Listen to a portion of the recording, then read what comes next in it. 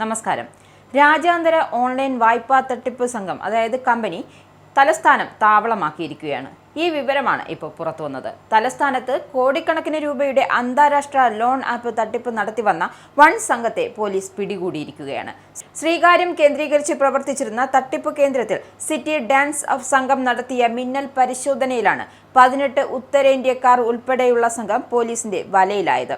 തട്ടിപ്പിനായി ഉപയോഗിച്ചിരുന്ന 50ഓളം കമ്പ്യൂട്ടറുകളും ഉപകരണങ്ങളും പോലീസ് സ്ഥലത്തു നിന്നും പിടിച്ചെടുത്തു.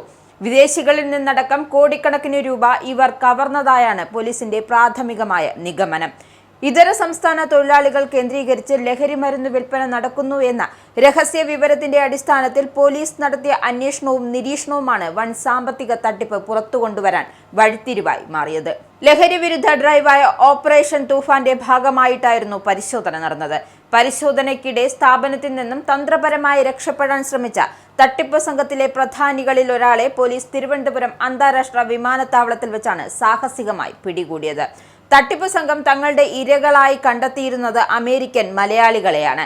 റെയ്ഡിൽ പിടിച്ചെടുത്ത കമ്പ്യൂട്ടറുകളിൽ നിന്നും അമേരിക്കക്കാരായ നിരവധി പേരുടെ വിവരങ്ങളും സാമ്പത്തിക ഇടപാടുകളുടെ രേഖകളും കണ്ടെത്തി. വൻതുക ശമ്പളമായി നൽകിയാണ് ഉദ്യോഗാർത്ഥികളെ തട്ടിപ്പ് പ്രവർത്തനങ്ങൾക്കായി കമ്പനിയിൽ നിയമിച്ചിരുന്നത്.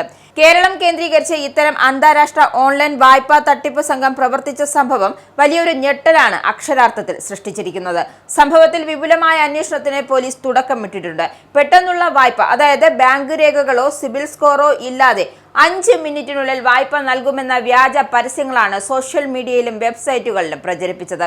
അടിയന്തരമായി പണം ആവശ്യമുള്ള വിദ്യാർത്ഥികൾ, സാധാരണക്കാർ, മറ്റ് ജോലിയില്ലാത്തവർ എന്നിവരാണ് പ്രധാനമായും ഇവരുടെ കെണിയിൽ വീഴുന്നത്.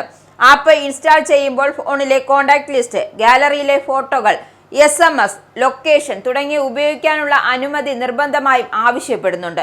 ഉപയോക്താവിന്റെയും അലോ എന്ന് നൽകുന്നതിലൂടെ ഫോണിലെ മുഴുവൻ വിവരങ്ങളും ഇവരുടെ സെർവറിലേക്ക് രഹസ്യമായി ചോർത്തപ്പെടുന്നു. പിന്നെ ആവശ്യപ്പെട്ട തുകയുടെ പകുതിയിലധികം ഇവർ പ്രോസസ്സിംഗ് ഫീസായും സർവീസ് ചാർജായും ഈടാക്കിയ ശേഷമാണ് ബാക്കി തുക നൽകുന്നത്. മാസങ്ങളുടെ തിരിച്ചടവ് സമയം വാഗ്ദാനം ചെയ്യുമെങ്കിലും 6 മുതൽ 7 ദിവസത്തിനുള്ളിൽ മുഴുവൻ തുകയും ഉയർന്ന പലിശയും സഹിതം തിരിച്ചടയ്ക്കാൻ ആവശ്യപ്പെടുന്നു. വായ്പ നൽകിയ ശേഷമോ അല്ലെങ്കിൽ തിരിച്ചടവ് ദിനം കഴിയുന്നതോടെയാണ് മാഫിയയുടെ ക്രൂരമായ മുഖം പുറത്തുവരുന്നത്. വ്യാജ നമ്പറുകളിൽ നിന്നും ഇന്റർനെറ്റ് കോളുകൾ വഴിയും വിളിച്ച് അസഭ്യം പറയുകയും ഭീഷണിപ്പെടുത്തുകയും ചെയ്യും. ബന്ധുക്കളുടെയും സുഹൃത്തുക്കളുടെയും പീഡിപ്പിക്കൽ, അതായത് മുൻകൂട്ടി ചോർത്തിയ കോൺടാക്ട് ലിസ്റ്റിലുള്ള ബന്ധുക്കളും സുഹൃത്തുക്കളും അവര് വായ്പയെടുത്തയാളും തട്ടിപ്പാണ് എന്നുള്ള രീതിയിൽ സന്ദേശങ്ങൾ അയക്കും. ഗാലറിയിൽ നിന്നെടുത്ത സ്വകാര്യ ചിത്രങ്ങൾ ആർട്ടിഫിഷ്യൽ ഇന്റലിജൻസ് അല്ലെങ്കിൽ എഡിറ്റിംഗ് ആപ്പുകൾ ഉപയോഗിച്ച് അശ്ലീല രൂപത്തിലാക്കി കുടുംബാംഗങ്ങൾക്കും സുഹൃത്തുക്കൾക്കും അയച്ചു കൊടുക്കുമെന്ന് ഭീഷണിപ്പെടുത്തും. ഒരിക്കൽ പണം തിരിച്ചടച്ചാൽ ലോൺ ക്ലിയർ ആയിട്ടില്ല എന്ന് പറഞ്ഞ് വീണ്ടും ഭീഷണിപ്പെടുത്തി പണം ഈടാക്കുന്നു. തട്ടിച്ചെടുക്കുന്ന തുക വ്യാജ ബാങ്ക് അക്കൗണ്ടുകൾ, ക്രിപ്റ്റോ കറൻസി അല്ലെങ്കിൽ ഹവാല മാർഗങ്ങൾ വഴി വിദേശത്തുള്ള പ്രധാന സൂത്രധാരന്മാരിലേക്ക് കടത്തുകയാണ് ചെയ്യുന്നത്. ഇനി ലോൺ ആപ്പുകളിൽ നിന്നും